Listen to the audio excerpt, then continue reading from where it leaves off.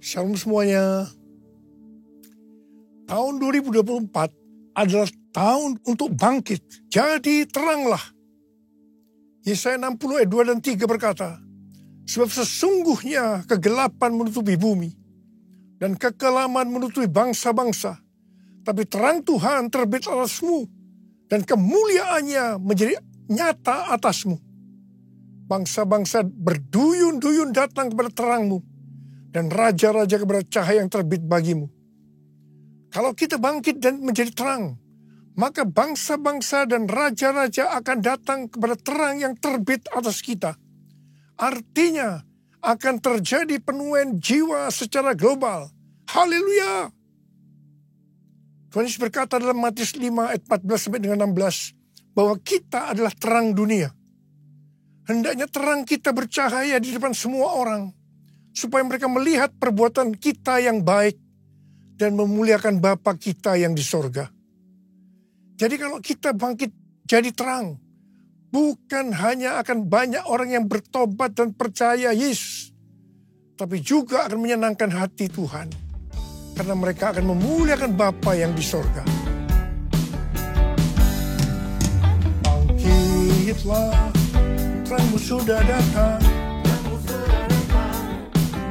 Bangkitlah, terangmu sudah datang.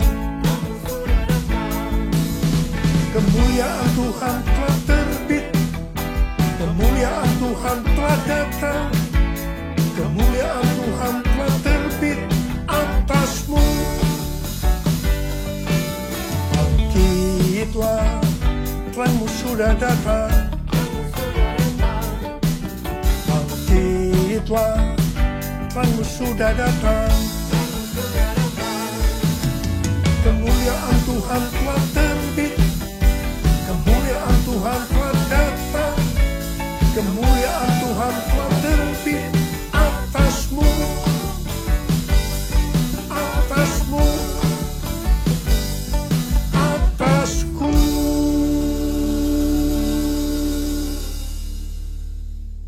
Bangkit dan jadi teranglah. Artinya kita harus menyelesaikan amanat agung.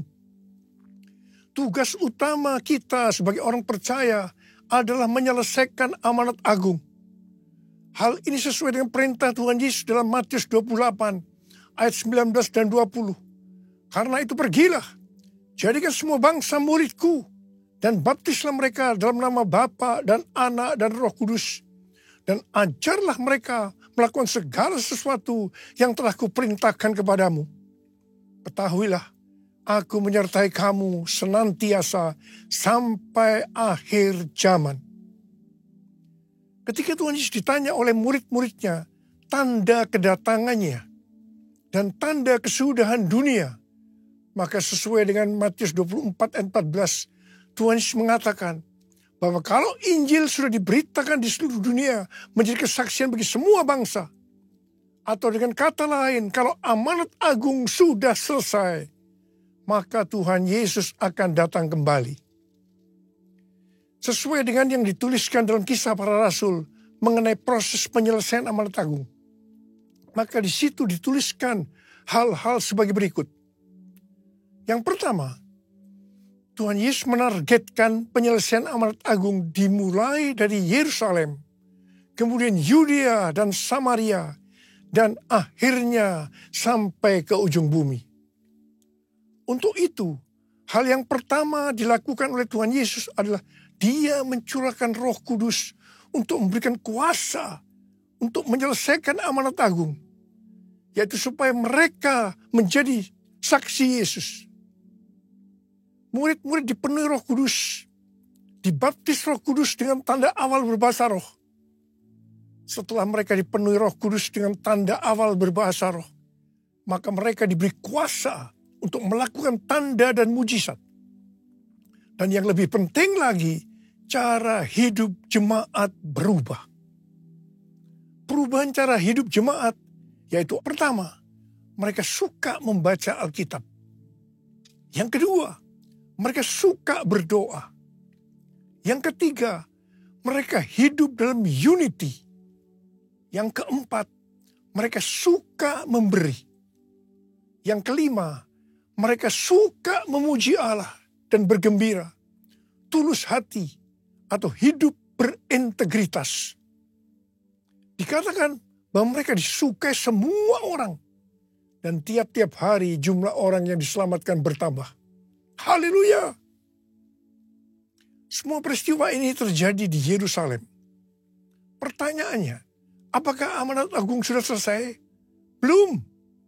Sebab harus ke Yudea, Samaria, dan sampai ke ujung bumi. Jadi proses berikutnya, targetnya adalah Yudea dan Samaria. Supaya mereka pergi ke Yudea dan Samaria, ternyata harus dengan aniaya. Karena mereka dianiaya, maka mereka harus lari dari Yerusalem ke Yudea dan Samaria sambil memberitakan Injil. Hanya para rasul saja yang tinggal di Yerusalem. Ternyata aniaya terhadap gereja itu diperlukan supaya mereka tidak hanya tinggal di comfort zone, tetapi harus pergi menjadikan semua bangsa murid Tuhan Yesus. Setelah dari Yerusalem, maka ke Yudea dan Samaria. Apakah amanat agung sudah selesai? Belum. Karena harus terus sampai ke ujung bumi. Untuk itu, Tuhan Yesus memberikan suatu paradigma yang baru dalam pelayanan. Selama ini, pengertian tentang keselamatan itu hanya untuk orang Yahudi saja. Tetapi dari peristiwa Kornelius yang bukan orang Yahudi juga diselamatkan. Akhirnya mereka mengerti bahwa keselamatan bukan hanya untuk orang Yahudi saja, tapi untuk semua bangsa, termasuk bangsa Indonesia. Haleluya! Perlu digarisbawahi bahwa proses penyelesaian amanat agung yang dituliskan di kitab Kisah Para Rasul bukan hanya untuk waktu itu saja, tetapi pola proses penyelesaian amanat agung ini berlaku sampai dengan hari ini, sampai tahun 2033, bahkan sampai Tuhan Yesus datang kembali untuk kali yang kedua. Pencurahan Roh Kudus yang terjadi di kamar loteng sekitar 2000 tahun yang lalu disebut dengan Pentakosta pertama. Pentakosta pertama ini dahsyat. Sebab dalam kurun waktu beberapa ratus tahun, sekitar 70% dari dunia yang dikenal waktu itu, yaitu yang berada di bawah pemerintahan Kekaisaran Romawi, menjadi Kristen. Wow. Pentakosta pertama ini dahsyat. Pertanyaannya, apakah amanat agung sudah selesai? Belum. Karena itu pada tahun 1906, Roh Kudus kembali dicurahkan di Azusa Street Revival. Hamba Tuhan berkulit hitam William Seymour dipakai Tuhan. Ini disebutkan dengan Pentakosta kedua. Pentakosta kedua ini dahsyat, sebab memunculkan gerakan Pentakosta dan karismatik. Sampai dengan saat ini ada sekitar 700 juta orang yang diberdayakan Roh Kudus. Pentakosta kedua dahsyat. Pertanyaannya, apakah amanat agung sudah selesai? Belum. Karena itu hari-hari ini kembali Roh Kudus dicurahkan. Ini disebut Pentakosta ketiga. Pentakosta ketiga adalah pencurahan Roh Kudus yang dahsyat di zaman ini, melebihi yang terjadi di Azusa Street. Pentakosta ketiga akan mengakibatkan penuaian jiwa yang terbesar dan yang terakhir sebelum Tuhan Yesus datang kembali. Pentakosta ketiga akan membangkitkan generasi Yeremia, yaitu anak-anak muda yang dipenuhi Roh Kudus, cinta mati-matian kepada Tuhan Yesus, tidak kompromi terhadap dosa, dan akan bergerak untuk memenangkan banyak jiwa. Pentakosta ketiga lahir di Indonesia dan akan bergerak dari timur ke barat dan kembali ke Yerusalem. Pentakosta ketiga akan memberikan kuasa untuk menyelesaikan amanat agung. Dan setelah itu Tuhan Yesus datang kembali. Kita harus percaya dengan Pentakosta ketiga, maka amanat agung selesai. Bumi penuh kemuliaan-Nya,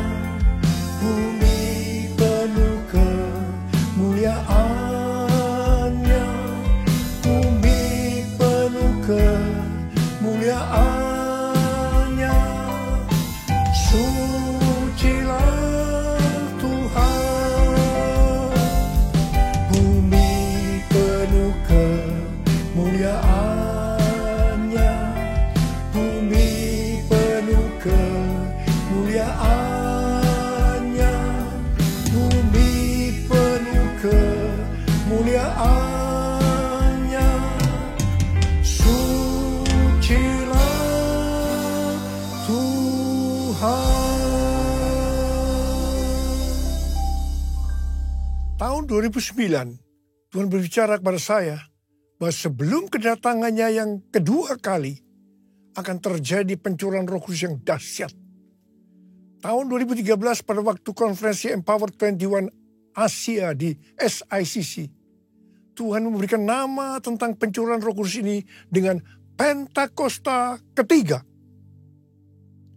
Pada tahun 2013 itu juga, ketika ada Global Council Meeting Empower 21 di Hawaii, Tuhan memberikan visi bahwa pada Pentakosta 2033, setiap orang akan mendapatkan kesempatan untuk berjumpa secara autentik dengan Tuhan Yesus melalui kuasa dan hadirat Roh Kudus. Terus terang saya bertanya-tanya tentang visi ini. Sampai akhirnya pada Mei 2022, ketika acara World Prayer Assembly kedua diadakan di SICC Tower lantai 11 secara hybrid. Ada 3 pembicara yang berbicara tentang tahun 2033, yaitu Billy Wilson, Rick Warren, dan Nicky Gamble. Pada waktu itu, saya dibukakan pengertian ini oleh Tuhan. Dan saya berkata, I got it. Wow. Bulan Juli 2022, waktu memulai renovasi Azusa Street Prayer Tower, di mana saat itu hadir Billy Wilson, Tim Hill, General Overseer Church of God, saya bersaksi tentang hal ini. Saya percaya waktu itu kita bersama-sama berkata, I got it. Pada Juni 2023, Empower 21 Global mengadakan konferensi di Amsterdam yang temanya adalah Everyone, yang membicarakan tentang tahun 2033. Di akhir dari konferensi itu, Tuhan menyuruh saya untuk mengadakan Everyone Asia 2024, Reaching Every Person on Earth, pada tanggal 3 sampai dengan 5 Juli 2024 di SICC. Waktu di Amsterdam, kita para pemimpin berbicara tentang hal ini. Kita mengatakan bahwa konferensi ini merupakan trigger kebangunan rohani global, terutama untuk next generation. Tanggal 15 Maret 2024, saya diberikan pengertian oleh Tuhan bahwa kebangunan rohani yang terbesar dan yang terakhir sudah dimulai. Saya sangat bersuka cita ketika Tuhan berbicara tentang hal ini. Sebab momen ini yang sudah lama saya tunggu. Ternyata di tanggal 16 Maret 2024, saya mendapatkan konfirmasi pertama tentang hal ini. Di mana James W. Goll bernubuat bahwa sekarang kebangunan rohani yang besar dan kebangkitan generasi anak-anak muda sudah dimulai. Haleluya. Konfirmasi kedua tentang hal ini adalah bahwa pada bulan Juli 2024, Church of God akan mengadakan General Assembly yang ke-79 di Indianapolis, Amerika Serikat, yang temanya Harvest Now. Harvest Now. Haleluya. Seperti apa yang Rick Warren dapatkan, bahwa goal untuk menyelesaikan amanat agung adalah tahun 2033.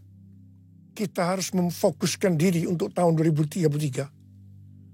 Tuhan memberikan pengertian bahwa kita saat ini seperti bangsa Israel yang di bawah pimpinan Yosua memasuki tanah perjanjian. Seperti Yosua 3 ayat 4 yang berkata bahwa kita belum pernah melalui jalan ini sebelumnya.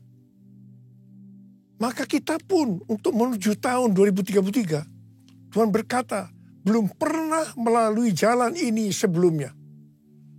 Kalau bangsa Israel waktu itu dituntun oleh tabut Allah, maka kita saat ini dituntun oleh Roh Kudus. Supaya kita mengerti tuntunan Roh Kudus itu, maka kita harus banyak berdoa, memuji dan menyembah Tuhan dalam unity siang dan malam. Saya percaya pola penuaian jiwa menuju tahun 2033, polanya seperti yang terjadi di Asbury, University Kentucky, yaitu mereka berdoa, memuji dan menyembah Tuhan dalam unity siang dan malam. Selain itu, supaya kita mengerti tuntunan Tuhan itu, maka kita juga harus melakukan seperti yang dikatakan dalam Yosua 3 ayat 5, yaitu harus menguduskan diri. Hidup kita harus kudus. Sekali lagi saya katakan, hidup kita harus kudus. Sucikan dan kuduskan hati ini untuk layak menghadap hadirat-Mu. Tubuh jiwa rohku kuserahkan padamu, ku menyembah-Mu. Tinggikan nama-Mu ya Tuhan, mulialah nama-Mu ya Tuhan. Tiada lain seperti Engkau ya Allahku, besar kuasa-Mu. Tiada lain seperti Engkau ya Allahku, besar kuasa-Mu. Besar kuasa-Mu. Besar kuasa-Mu.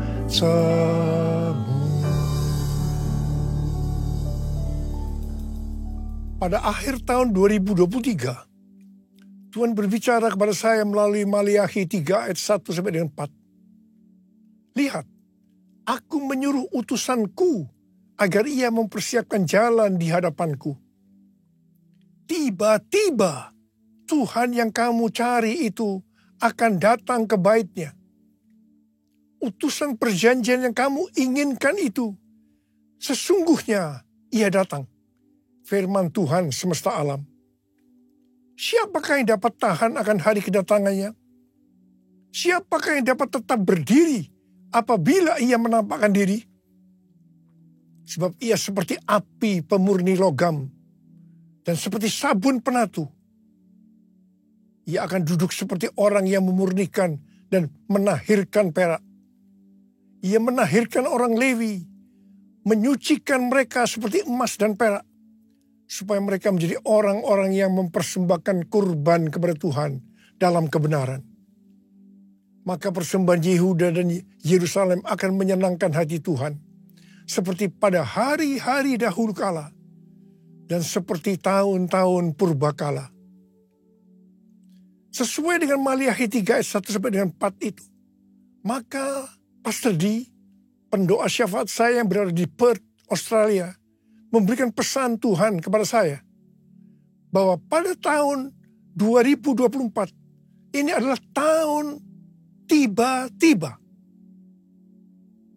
Baptisan api atau pemurnian gereja akan terjadi secara tiba-tiba dan kemuliaan Tuhan turun. Hal ini akan mengakibatkan terjadinya penuaian jiwa yang luar biasa. Pentakosta ketiga akan dinyatakan seperti belum pernah terjadi dan disaksikan sebelumnya. Karena hal ini akan terjadi di rumah-rumah melalui penyembahan, sehingga kesembuhan, mujizat, pencurahan Roh Kudus yang akan menarik jutaan jiwa ke dalam kerajaan Allah. Haleluya! Tuhan mengingatkan kepada kita hal-hal sebagai berikut. Yang pertama, terdapat dalam Roma 14 ayat 17 dan 18 yang berkata, Sebab kerajaan Allah bukanlah soal makanan dan minuman, tetapi soal kebenaran, damai sejahtera, dan sukacita dalam Roh Kudus. Sebab siapa saja yang melayani Kristus dengan cara ini, ia menyenangkan hati Allah dan dihormati oleh manusia. Tuhan sedang beracara dengan mereka yang melayani Tuhan, yang fokusnya kepada makanan dan minuman, yaitu hal-hal yang duniawi. Hati-hati. Dan yang kedua, pesan Tuhan, jangan menjadi seperti Imam Eli, yang lebih menghormati anak-anaknya lebih dari menghormati Tuhan. Yang dilakukan oleh Imam Eli ketika anak-anaknya jatuh ke dalam dosa dalam pelayanannya. Mereka hanya dinasihati saja, tanpa ditindak dengan standar kebenaran firman Tuhan. Akibatnya, seluruh keluarga menanggung kesalahan ini dengan hukuman berat. Peringatan di sini bukan hanya untuk hubungan orang tua dan anak secara daging saja, tetapi juga antara bapak dan anak secara rohani. Jangan sampai kita menghormati anak-anak kita, baik secara daging maupun secara rohani, lebih daripada menghormati Tuhan. Sekali lagi saya mau ingatkan bahwa hidup kita harus kudus.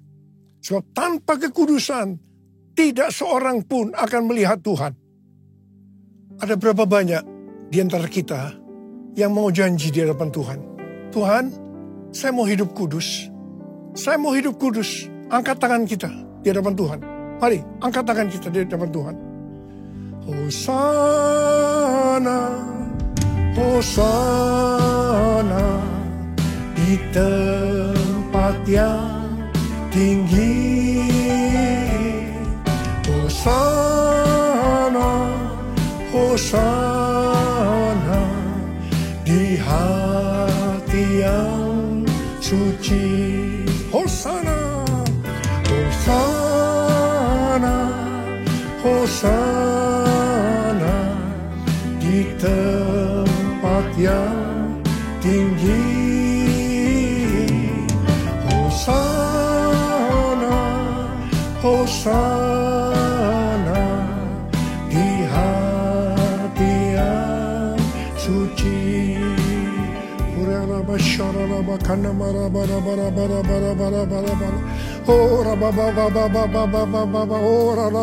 Tuhan, Kau melihat anak-anak-Mu yang sedang mengangkat tangan mereka. Kami semua berjanji, ya Tuhan, kami semua berjanji. Kami mau hidup kudus. Kami mau hidup kudus. Curahkan pengurapan-Mu pada kami semua, ya Tuhan. Curahkan pengurapan-Mu. Terima pengurapan Tuhan. Terima. Dalam nama Yesus. Dalam nama Yesus. Amin.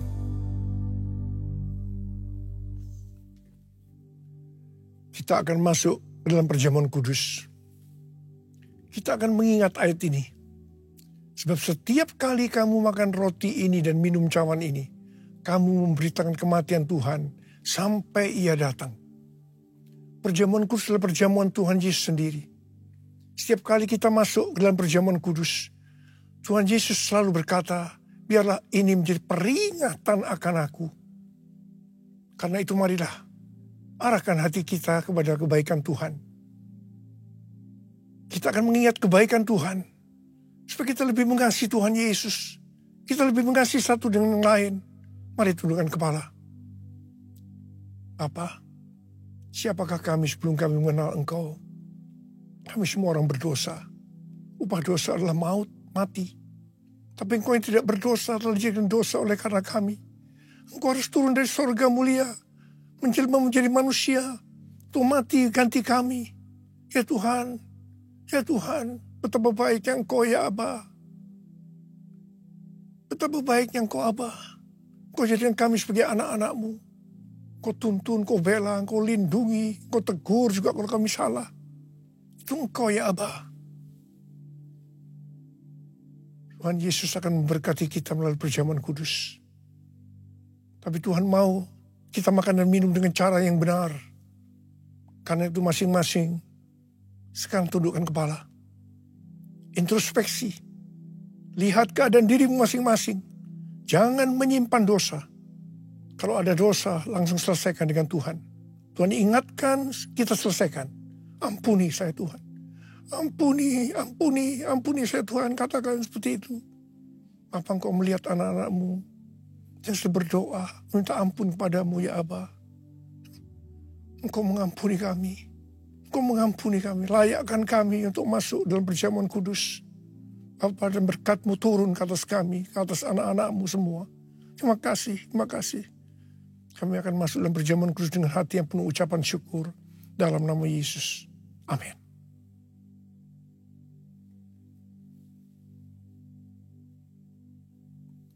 Sekarang mari angkat roti di tangan kanan kita tinggi-tinggi.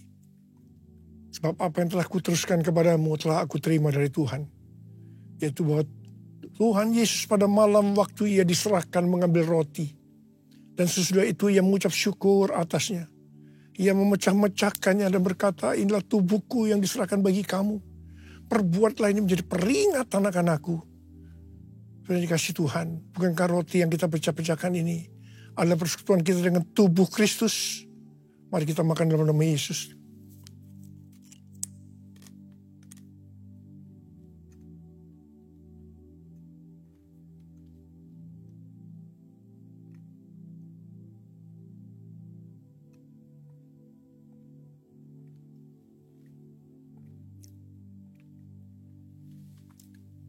Angkat cawan di tangan kanan kita tinggi-tinggi.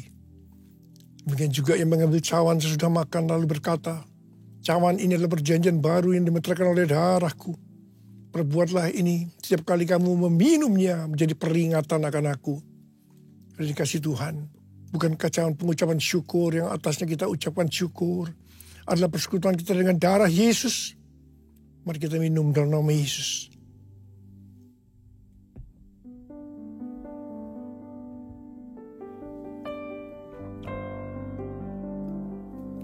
Mari angkat tangan kita di hadapan Tuhan. Ucapkan syukur dengan suara, jangan diam. Tuhan terima kasih ya Tuhan. Tuhan terima kasih ya Tuhan. Kami bersyukur ya Tuhan. Terima kasih. Terima kasih. Terima kasih Abah. Terima kasih. Terima kasih. Tuhan terima kasih. Ada berapa banyak yang membutuhkan pertolongan Tuhan, kesembuhan, kelepasan. Angkat tanganmu saat ini. Tuhan, Kau melihat anak-anakmu yang sedang mengangkat tangan mereka. Mereka memerlukan pertolongan Tuhan. Sembuh dalam nama Yesus. Sembuh dalam nama Yesus. Sembuh. Sembuh. Sembuh dalam nama Yesus. Terima kasih Tuhan. Terima kasih. Terima kasih. Terima kasih. Terima kasih Yesusku. Terima kasih Yesusku, puji syukur hanya bagi Tuhanku. Terima kasih Yesusku, terima kasih Yesusku, puji syukur hanya bagi Tuhanku.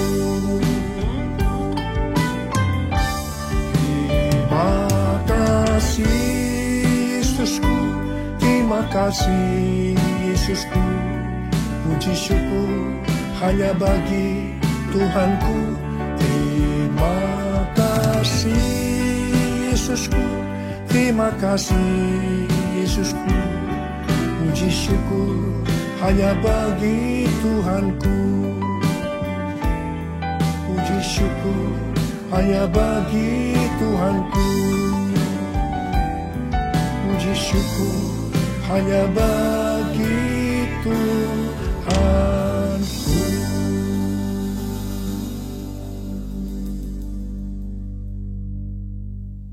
Sekarang terimalah berkat Tuhan. Kasih karunia yang berlimpah-limpah daripada Allah Bapa dalam Anak yang tunggal Yesus Kristus. Persekutuan yang manis dengan Roh Kudus menyertai kita semua mulai hari ini sampai Tuhan Yesus datang menjemput kita di awan-awan dan bahkan sampai selama-lamanya. Yang percaya bersama-sama katakan amin.